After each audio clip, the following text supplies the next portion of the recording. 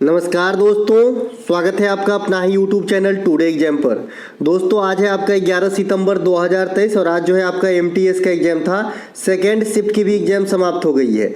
Second shift के exam में GK GS तथा अंग्रेजी के जो भी वर्ड पूछे गए सभी 100% ओरिजिनल प्रश्नों के साथ साथ उपलब्ध हो गया हूँ।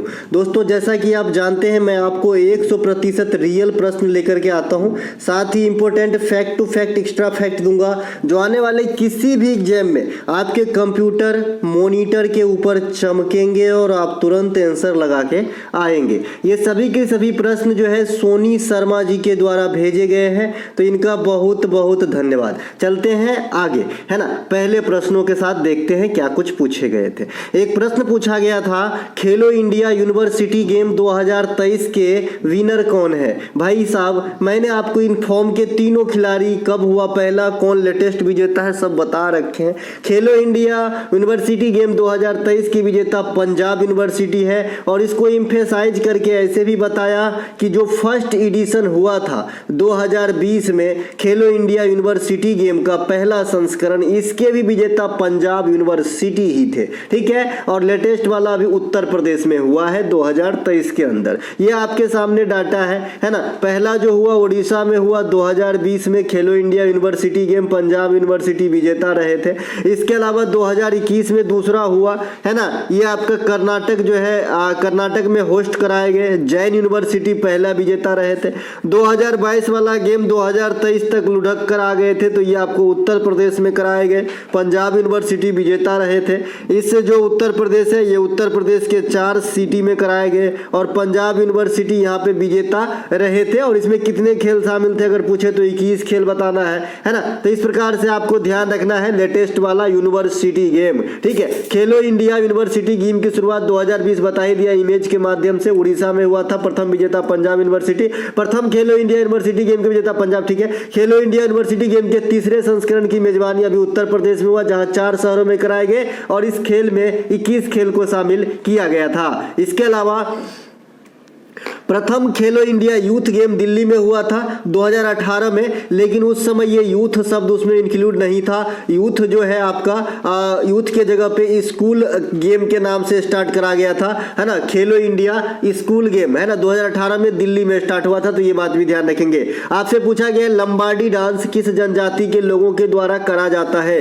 भैया लंबाडी डांस जो है ये बंजारा फैमिली के द्वारा किया जाता है। ये आंध्र प्रदेश और तेलंगाना की प्रमुख नृत्यों में से है, जो बंजारा जनजाति के द्वारा फसलों वाली नृत्य है ये, ठीक है। इसके अलावा एक आपका नृत्य होता है लहंगी, है ना, लहंगा नहीं लहंगी, एक लहंगी, लहंगा तो पहनने की वजह मतलब वस्तु है। ये लहंगी एक नृत्य है, ये आपका मध्य प्रदेश के सहरिया जनजाति करते हैं। अब ये जो सहरिया जनजाति है ये आपको मध्य प्रदेश के अलावा राजस्थान छत्तीसगढ़ में भी देखने को मिलेगा। तो ये मत बोलेगा गुरुजी आपने तो सहरिया जनजाति मध्य प्रदेश बताए थे, तो ऐसा नहीं है भाई साहब, है ना। अब ऐसा है कि संथाल जनजाति जो है झारखंड में है, तो क्या बिहार में नहीं है, बिहार में भी है ना। तो इस प्रकार से घूमर राजस्थान की प्रमुख लोक नृत्य है। देखिए आजकल जो है घूमर लोक नृत्य मीना समुदाय में भी काफी पॉपुलर है और यूं कहे तो राजस्थान के कोने कोने में पॉपुलर है, ठीक है। लेकिन अगर आपसे कभी एग्जामिनर खुदा न खास्ता पूछ दे कि ये जो घूमर जो डांस है, घूमर जो नृत्य है, फोक डांस है, इनकी सबसे पहले शुरुआत किस जनजाति के द्वारा किया गया था, तो आप बताएंगे भील जनजाति के महिला ने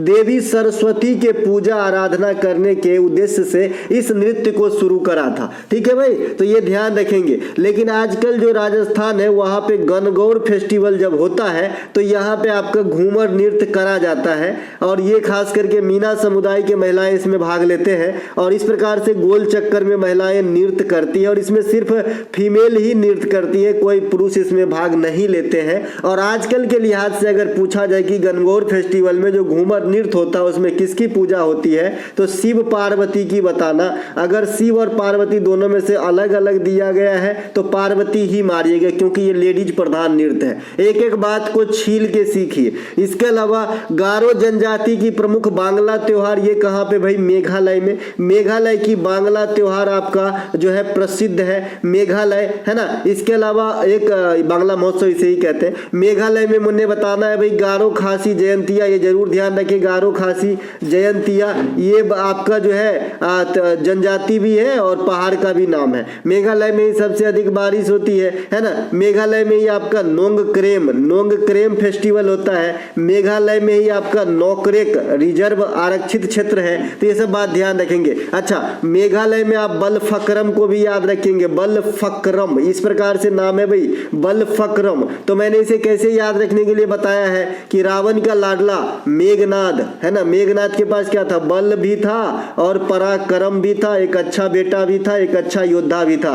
लेकिन पिता की आज्ञा मानने के चलते ही इन्होंने जो है मतलब गलत का साथ दिया है ना भाई, है ना। तो बल पराक्रम दोनों थे मेघनाद के पास, इसीलिए इसे बलफक्रम आप याद रख सकते हैं, है ना, कि वहां है मेघालय में। इनके अलावा लोकसभा के प्रथम अध्यक्ष कौन थे, तो गणेश वासुदेव मावलकर। ये पूछने वाली बात ही नहीं है। लोकसभा के प्रथम अध्यक्ष, कांग्रेस के प्रथम अध्यक्ष, याद से नहीं है ना, हमने 2000 साल पहले से पढ़ते आए हैं। लोकसभा के प्रथम उपाध्यक्ष कौन थे आने वाले शिफ्ट के लिए, तो अनंत संयम साहब, इन्हें ध्यान रखेंगे। इनके अलावा लोकसभा में सबसे अधिक दिन तक अध्यक्ष रहने वाले बलराम जाखड़ साहब, तो इन्हें भी ध्यान रखेंगे। भारत में लोकसभा का गठन 1952 में हुआ था, तो ये बात भी ध्यान रखेंगे। लोकसभा कब अस्तित्व में आई थी, इस प्रकार से प्रश्न पूछेगा तो 1952 बताना है। वर्तमान में आपके 17वीं लोकसभा चल रही है 2019 से 2024 में पीएम की इलेक्शन होने वाली है, ठीक है। इसके अलावा लोकसभा में प्रथम महिला अध्यक्ष कौन बनी थी, तो मीरा कुमार जो है लेडीज है, महिला है, और ये जगजीवन राम साहब जो है उनके रिलेटिव हैं। तो ये बात भी आपको ध्यान रखना है। अगला जो हमारा प्रश्न है, एनिमल फार्म के लेखक कौन है। एनिमल फार्म जो है ये आपका जॉर्ज ऑरविले, और एक इसी फॉर्म में आने वाले एग्जाम में आपको कंप्यूटर मॉनिटर पे चमकेंगे, है ना भाई, कि ये जो है लियो टॉल्स्टॉय की कौन सी पुस्तक है। मैंने जब आपको जॉर्ज ऑरविले को एग्जाम में आते देखा, तब तक लियो टॉल्स्टॉय को एग्जाम में आते हुए देखा है ना। तो युद्ध और शांति ये आपका लियो टॉल्स्टॉय का है। मील का पत्थर ये भी आपका लियो टॉल्स्टॉय का है। अन्ना कैरोलिना ये भी आपके लियो टॉल्स्टॉय के हैं। तो ये जरूर ध्यान रखेंगे, लियो टॉल्स्टॉय के पुस्तक आने वाले शिफ्ट के लिए, क्योंकि जॉर्ज ऑरविले साहब पधार चुके हैं एनिमल फार्म को लेकर, है ना भाई। इसके अलावा Oliver Twist, a tale of two cities, ये चार्ल्स डिकेंस की पुस्तक है, इन्हें ध्यान रखें। इनके अलावा the room on the roof, the blue umbrella, ये रस्किन बॉन्ड साहब की पुस्तक है, इन्हें भी ध्यान रखेंगे। इसके अलावा जैसे अभी आपने यहाँ पे एनिमल फार्म देखा, इसी प्रकार से एक फिनिक्स फार्म है, ठीक है। फिनिक्स फार्म कोई पुस्तक नहीं है, एक संस्था है। तो फिनिक्स फार्म का स्थापना किसने किया था, तो आप लोग बताओगे गांधी जी ने किया था, ठीक है, गांधी जी ने। तो ये बात भी ध्यान रखेंगे, है ना। इसके अलावा अगला जो हमारा बाल विवाह एक्ट के तहत बाल विवाह को कब खत्म किया गया, या फिर क्यों कहे कि इस कानून को कब लागू किया गया, तो 2007 में किया गया था। ये रिपीट किया हुआ प्रश्न है, बताया हूं, ठीक है भाई। बाल विवाह निषेध अधिनियम जो तरोताजा हुआ था 2006 में, 2007 में इस नियम को लागू करवाया गया। बाल विवाह का जो कानून है ये बहुत ही पुराना है, थोड़ा सा बैक में चलते हैं, है ना। सर्वप्रथम बाल विवाह निरोधक अधिनियम 1929 में आया, है ना। इस अधिनियम के तहत लड़की की शादी की उम्र 15 वर्ष रखी गई थी और लड़कों की शादी की उम्र 18 वर्ष रखी गई थी। बाद में 1978 में इस अधिनियम में संशोधन किए गए, है ना, अमेंडमेंट हुई और लड़कियों की उम्र 15 से बढ़ाकर 18 किया गया। तो आने वाले दिनों में कभी एग्जामिनर आपसे क्वेश्चन पूछ ले कि भाई किस ईस्वी में लड़कियों की शादी की उम्र सीमा 15 से बढ़ा के 18 किया गया, तो आपको बताना है जी 1978 में। 1978 में किसकी सरकार होगी, अगर कोई बच्चा मुझे ये बता पाए कि किसकी सरकार होगी इंडिया में, तो मैं जो है उनको लड्डू खिलाऊंगा, कुछ नहीं खिलाऊंगा, पढ़ो, है ना। तो 1978 में किसका सरकार था भाई, है ना, जनता पार्टी की सरकार। क्योंकि इसमें जो है बहुत सारे सरकार को झेला आपने 1975-77 के बीच में कई दफा,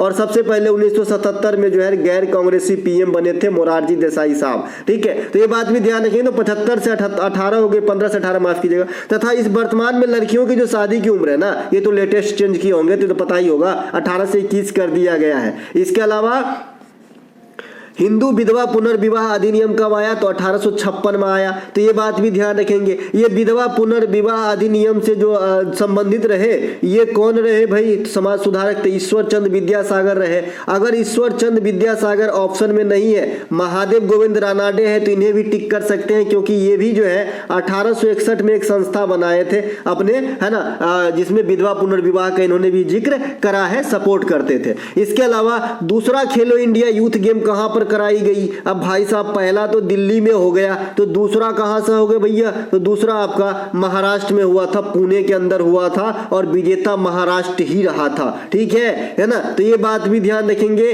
और जो लेटेस्ट वाला आपका 5वां खेलो इंडिया यूथ गेम है, ये आपका भैया भोपाल में हुआ है। भोपाल तो नाम के लिए है, एमपी लिख दियो, है ना, एमपी के 8 शहर लिख दियो। विजेता महाराष्ट्र को बना दियो, उपविजेता हरियाणा को, और तीसरा स्थान मेजबान एमपी को दे दियो। ये आपका जो हो गया है मतलब 2023 वाला खेलो इंडिया यूथ गेम, यानी जो 5वां संस्करण है, इसकी डाटा। इसके अलावा एडवोकेट संरक्षण बिल किस राज्य ने पास किया? बताया हूं, करंट अफेयर भी बताते हैं भाई हम, है ना। तो ये राजस्थान है ना। आपका एडवोकेट संरक्षण बिल प्रैक्टिस सेट में बताया हूं, जो बच्चे पीडीएफ खरीदने के बाद मिला ले कभी ना कभी, मतलब आज ही मिला ले भाई, है ना। तो ये आपका एडवोकेट संरक्षण बिल अधिवक्ता को धमकाने, डराने या उसकी संपत्ति को नुकसान करने से संबंधित प्रोटेक्शन हेतु राजस्थान सरकार ने अधिवक्ता संरक्षण विधेयक पेश किया है। इसमें अभी अमेंडमेंट भी किया गया है 2023 के अंदर। ठीक है भाई। इसके अलावा ये क्या आता है कि मान लीजिए आप बड़े ही बहुत बड़े भाई, मतलब भाई हैं, मतलब जैसे पिक्चर वगैरह में आप देखते हैं ना, मिल तू मेरे को बाहर मिल मिल मिल मिल मिल बताता हूँ, तो उधर ही ना वकील को आंख दिखाते हो, मतलब भाई लोग, तो वो डर के मारे ना अपनी जो भी आने लगता है वो रुक जाता है। तो इस चीज से प्रोटेक्शन देने के लिए एडवोकेट संरक्षण बिल जो है वहां पे लाया गया। और भी कई सारे कारण है, तोड़ फोड़, डराना, धमकाना, है ना। इसके अलावा राजस्थान में राइट टू हेल्थ बिल है ना, ये भी पास किया। राइट टू हेल्थ बिल, स्वास्थ्य का अधिकार, ठीक है। जैसे आपने केंद्र में सूचना का अधिकार प्राप्त है जी आपको 2005 से। विधि का शासन वर्ड किसके द्वारा दिया गया? देखिए ये संविधान में नहीं पूछा था कि ये संविधान में कहां से लिया गया, ये पूछा गया था कि ये जो शब्द है ना विधि का शासन, ये शब्द सर्वप्रथम किसने दिया था? सर्वप्रथम किसने दिया था? जैसे आपको मैं बता दूं कि जो विटामिन शब्द है ये सबसे पहले फंक नामक वैज्ञानिक ने दिया था। तो उसी प्रकार से ये पूछ रहा है कि ये शब्द किसने दिया था? तो ये शब्द डायसी ने दिया था, डायसी ने, है ना। डायसी ऑप्शन में होगा। विधि का शासन प्रक्रिया, लड़की ने बताया था भी, जो बच्चे क्वेश्चन दिए हैं सोनी जी, इन्होंने बताया कि भाई था भी ये ऑप्शन। विधि का शासन प्रक्रिया सबसे पहले ब्रिटेन में शुरू हुआ, और ब्रिटेन से ही हमने जो है विधि का शासन प्रक्रिया अपना लिए हैं अपने संविधान के अंदर। विधि के द्वारा स्थापित प्रक्रिया, दिस इज वीवीआई पॉइंट, विधि के द्वारा स्थापित प्रक्रिया कहां से लिया गया है? तो जापान से। और विधि का शासन कहां से लिया गया है? तो ब्रिटेन से। ठीक है, तो ये दोनों चीज अलग अलग है ना, तो ध्यान रखेंगे। इनके अलावा एकल नागरिकता ब्रिटेन से लिया गया है, और संघ की व्यवस्था जो है ये कनाडा से लिया गया है। कंकरेंट लिस्ट जो है ये आपका हमारा जो समवर्ती सूची है ये हमारा जो है ऑस्ट्रेलिया के संविधान से लिया गया है, तो ये बात भी ध्यान रखें। इसके अलावा 15वीं शताब्दी में सत्रिया नृत्य किसने शुरू किया था? एक बच्चा 5वां शताब्दी बोल रहा है, तो भाई अगर 5वें शताब्दी की बात होगी ना तो किसी वंश वगैरह के पास जाएगा ये क्वेश्चन, है ना। तो यहाँ पे हमें 15वीं क्वेश्चन, ये क्योंकि पहले भी पूछा गया है तो 15वीं पूछा गया होगा। तो श्रीमंत शंकर देव के द्वारा जो है स्टार्ट करा गया था। सत्रिया नृत्य जो है ये असम की प्रमुख शास्त्रीय नृत्य में है अब, लेकिन 2000 से पहले ये शास्त्रीय नृत्य नहीं था। इसे 2000 में संगीत नाटक अकादमी के द्वारा शास्त्रीय नृत्य, क्लासिकल डांस की दर्जा दी गई थी। मैंने आपको बता भी दिया था कि भाई शास्त्रीय नृत्य की दर्जा जो है संगीत नाटक अकादमी ही देगा। और जो संगीत नाटक अकादमी 2023 पुरस्कार है ये काफी पूछे जा रहे हैं, भले मुझे इस शिफ्ट में क्वेश्चन नहीं प्राप्त हुआ है लेकिन पूछे गए होंगे जैसा मुझे लग रहा है। सत्रिया नृत्य को शुरू करने का श्रेय शंकर देव वैष्णव संत को दिया गया,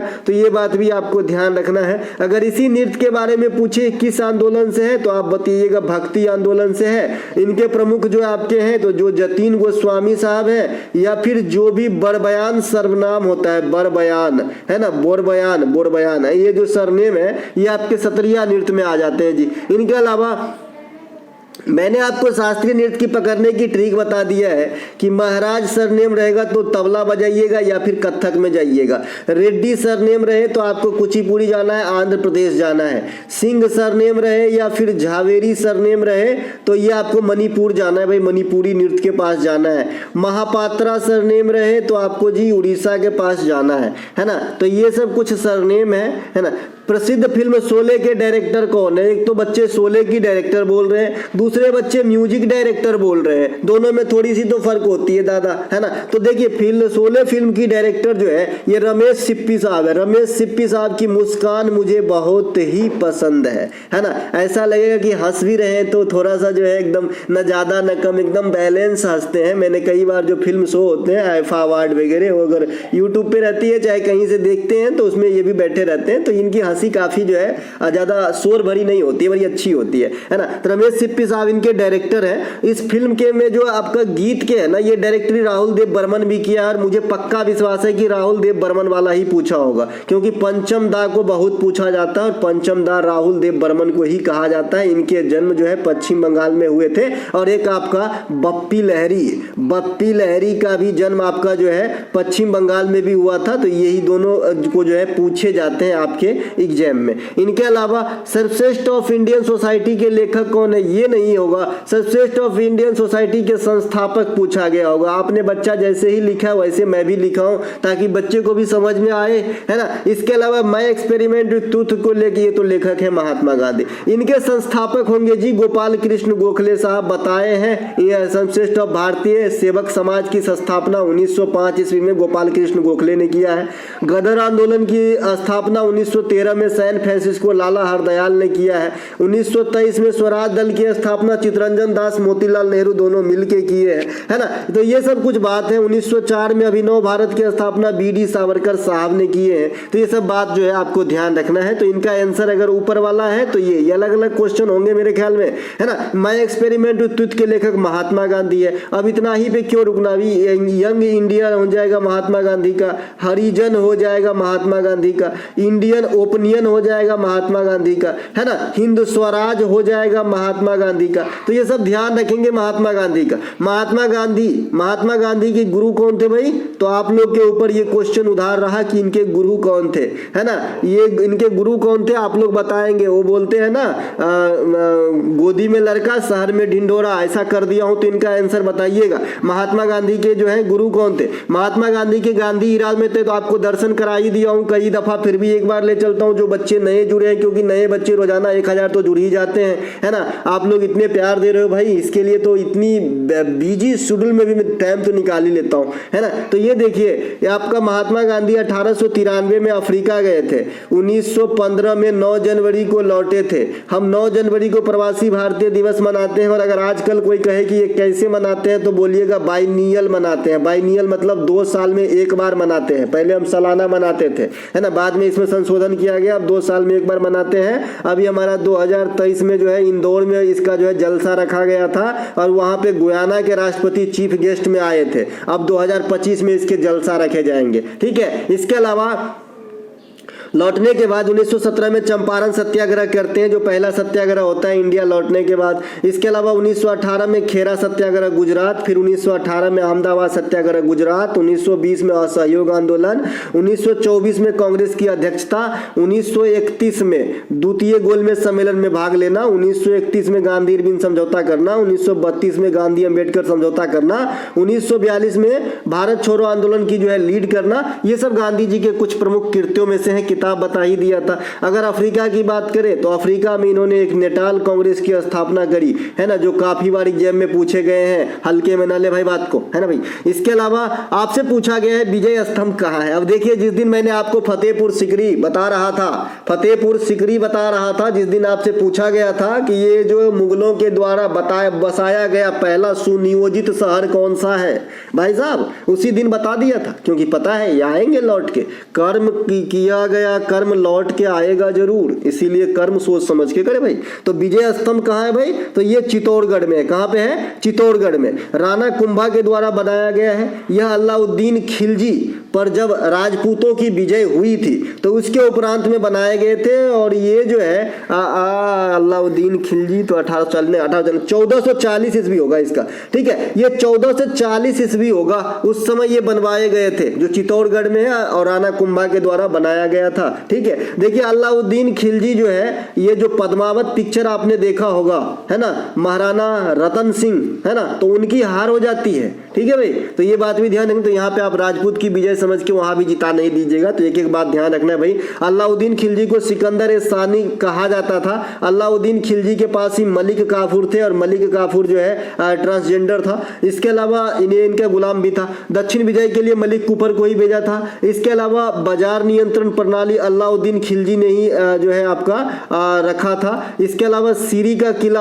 अलाउद्दीन खिलजी ने ही बनवाया था। तो ये बात भी आपको ध्यान रखना है। इनके अलावा जो हमारा अगला प्रश्न है, जीडीपी क्या होता है, ये आपसे पूछ लिया एग्जामिनर ने। अब भाई जीडीपी क्या होता है? किसी भी देश के एक वित्तीय वर्ष में या फिर एक कहें कि एक साल में, अब हमारे इंडिया में है ना, एक जो है आपका अप्रैल से अगले साल के 31 मार्च तक की जो है आपका मान लीजिए 1 ईस्वी है, ये 2 ईस्वी है ना, तो अगले साल के 31 मार्च तक जो है फाइनेंशियल ईयर चलती है। लेकिन आरबीआई की फाइनेंशियल ईयर अलग थी, है ना, ये बात भी ध्यान रखेंगे। अब तो मर्ज करने की बात हो गई, है ना। तो इसके अलावा जो है आपका किसी भी देश में एक साल में, है ना, जो पैदा होने वाली सभी समान, यहाँ पे समान लिखे भाई, समाज नहीं, समान और सेवाओं, सेवा मतलब जो आप जैसे मतलब आप जॉब कर रहे हैं तो भाई आप सेवा दे रहे हो ना, आप दुकान कर रहे हो सेवा दे रहे हो, आप जो है अस्पताल में नर्सों सेवा दे रहे हो, तो जो ये सेवा है इनकी जो मौद्रिक मूल्य होगी, है ना, तो मौद्रिक मूल्य के रूप में जो मूल्य आता है उसे जीडीपी कहा जाता है, ग्रॉस डोमेस्टिक प्रोडक्ट कहा जाता है। आपसे पूछा जाता है कि इस जीडीपी में से नेट जीडीपी हम कैसे निकालेंगे, एनडीपी कैसे निकालेंगे, नेट डोमेस्टिक प्रोडक्ट कैसे निकालेंगे। तो जब जीडीपी में से आप मूल्य ह्रास को घटा देते हैं, डिप्रिसिएशन को घटा देते हैं, तो आपको जो है नेट जीडीपी निकलता है। इसी प्रकार से मैंने आपको जीएनपी बता दिया है ना, ग्रॉस नेशनल प्रोडक्ट बताए थे आपको भैया, है ना, सकल राष्ट्रीय उत्पाद। इसमें मैंने आपको क्या बताया था कि भाई जीडीपी जो है इसमें जो है विदेश से प्राप्ति आय को आप जोड़ देते हैं और विदेशियों के द्वारा देश में कमाए गए धन को घटा देते हैं और जो रकम प्राप्त होती है वो आपका जीएनपी हो जाता है। तो जीएनपी वाला सूत्र जरूर याद रखें, जीएनपी बराबर जीडीपी प्लस, है ना, देसी बंदा द्वारा विदेशों में कमाया गया है, राम सऊदी अरब में जाके कमा रहा है तो जोड़ देंगे, और सैम उड़ीसा में आके कमा रहा है तो सैम चूंकि इंग्लैंड का है तो घटा देंगे। तो ये सूत्र जरूर याद रखें। इनके अलावा ग्राफीन किस तत्व से संबंधित, भाई ग्राफीन जो है ये कार्बन के अपरूप है, मैंने आपको बताया है ना, ग्राफीन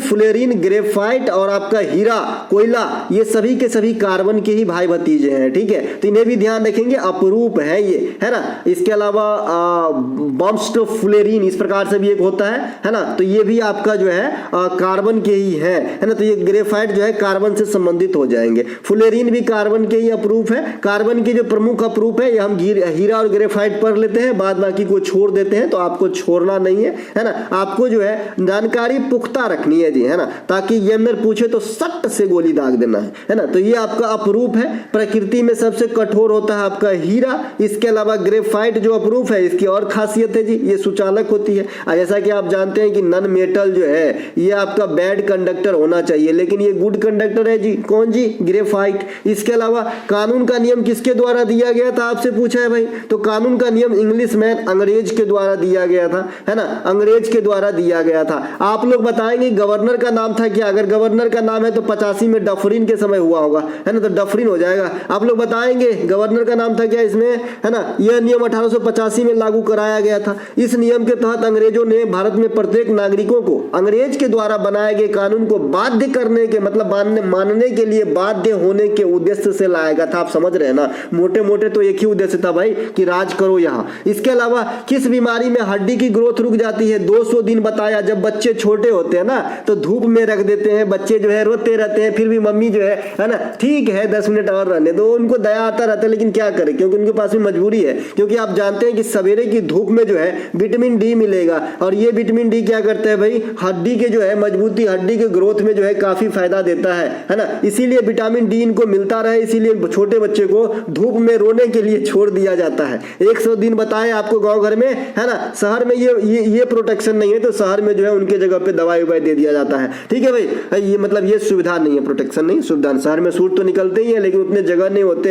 है ना। ये विटामिन डी की कमी से रिकेट्स और ऑस्टियोमलेशिया नामक बीमारी होती है ना। जैसे आपने कृष्ण भगवान और सुदामा वाला देखा होगा, तो उसमें एक कुबरा रहता है, कुबरा, है ना। कृष्ण भगवान के जो बाल शखा में एक कुबरा भी रहता है ना। तो उसको क्या हुआ होगा, तो ऑस्टियोमलेशिया नामक बीमारी हुआ होगा, जिसमें हड्डियों की ग्रोथ रुक गया होगा। इसीलिए मैं बोलता हूं कि जो ऑस्टियो शब्द है ना, ये अपने आप में किससे संबंधित है, तो हड्डी से संबंधित है। जैसे ऑस्टियोलॉजी मतलब क्या होती है भाई, हड्डियों की अध्ययन, है ना। इसके अलावा विटामिन सी की कमी से स्कर्वी होती है, मसूड़े से खून आने लगती है। विटामिन सी का समृद्ध स्रोत सभी प्रकार के सिट्रस फल, खट्टे फल, है ना। अब खट्टे फल मतलब अचार भी विटामिन सी का समृद्ध फल मत कर लीजिएगा। इसके अलावा विटामिन ई की कमी से ग्लूकोमा, ट्रकोमा, मोतियाबिंद, रतौंधी, जीरोफ्थेल्मिया, है ना। आंख में से कांची निकलने लगता है। अभी बहुत ज्यादा आई फ्लू हुआ है भाई, हर जगह हो गया है आई फ्लू, है ना। तो ये सब भी जो आंख की बीमारी होती, खैर आई फ्लू तो एक हवा है, ये तो दूसरे चीज कारण से हो रहा है, लेकिन जो आंख की बीमारी होती है, जो परमानेंट रहती, मतलब अस्थायी तौर वाली बीमारी है ना, ये आपका कैसे होता है, विटामिन ए की कमी से होता है। अब शरीर में चमक आ गई, तो इसमें हम थोड़ी बोलेंगे कि ये विटामिन की कमी से हो रहा है, ये तो क्षणिक है ना भाई, अभी चले जाएंगे, है ना। आप कहीं पत्थर में पैर फोड़ लिए तो किस विटामिन की कमी से फूट गया, ऐसा नहीं है, है ना भाई। इसके अलावा पश्चिमी घाट से एक प्रश्न आया है, वर्षा को रिलेट करके बच्चे ने स्पष्ट नहीं लिखा है। पश्चिमी घाट के बारे में सारा डाटा मैंने आपको दे ही दिया है। लंबाई 1600 किलोमीटर, कौन कौन से तट आ जाते हैं, कोकण तट आ जाते हैं, काठियावाड़ी तट आ जाते हैं, कर्नाटक की भूमि आ जाते हैं। इसके अलावा पश्चिमी घाट में, है ना, सबसे ऊंची चोटी जो है आपका पश्चिमी घाट की सबसे ऊंची जो अनायमुदी है, जो आपका केरल में है, जो साउथ इंडिया की सबसे ऊंची चोटी भी है। पूर्वी घाट और पश्चिमी घाट का मिलन नीलगिरी पहाड़ी में होती है।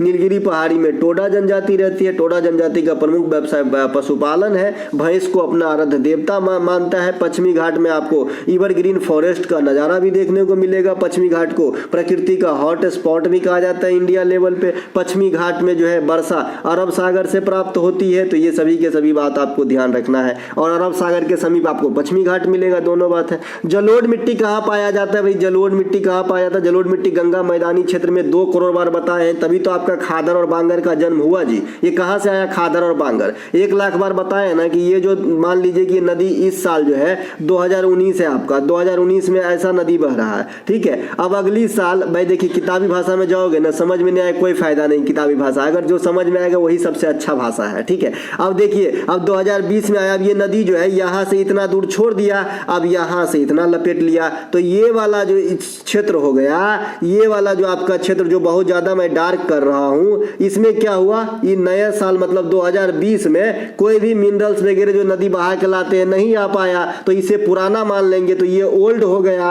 अब ये जो ओल्ड हो गया तो इसे हम कहते हैं जी बांगर, और ये जो नया वाला यहाँ पे आ गया है इसे हम जी कहते हैं खादर। तो ये कहाँ मिलेगा, गंगा मैदानी क्षेत्र या उत्तरी भारत में, जहाँ पे गंगा अपना डेल्टा मतलब मैदान बना पाता है, ठीक है। इसके अलावा काली मिट्टी यह प्रायद्वीपीय भारत में हर जगह मिलेगी, एमपी महाराष्ट्र में मिलेगी। कपास की खेती होती है, रेगुड़ी मिट्टी कहा जाता है, ब्लैक चेरनोजम कहा जाता है। क्रॉस वर्ड इडियम पूछा है, इसका मतलब होता है दुश्मनी मोल लेना, है ना। बीच में आपको कोई टोका भी नहीं, बीच में जाके जो है किसी 2 आदमी की झगड़ा हो रही, कुछ ऐसा बात बोल देना कि झगड़ा उधर से हट के आपके ऊपर आ जाए, तो ये बहस मोल ले लेना, दुश्मनी मोल ले लेना, ये क्रॉस वर्ड का मीनिंग हो सकता है। कट नो आइस मतलब क्या होता है, कट नो आइस मतलब क्या होता है, आपने कहीं पे इंटरव्यू देने गया, इंटरव्यूअर को आपने जो है मतलब इस पे जो है इफेक्ट नहीं डाल पाए, प्रभावित नहीं कर पाए, है ना, तो इसे बोलते हैं कट नो आइस, कोई छाप नहीं छोड़ना। इसके अलावा चीप का एंटोनिम पूछा भाई, चीपली और सस्ता दिखाओ सर एक, है ना, तो ये क्या होता है, सस्ता। चीप का उल्टा करेंगे तो कॉस्टली हो जाएगा।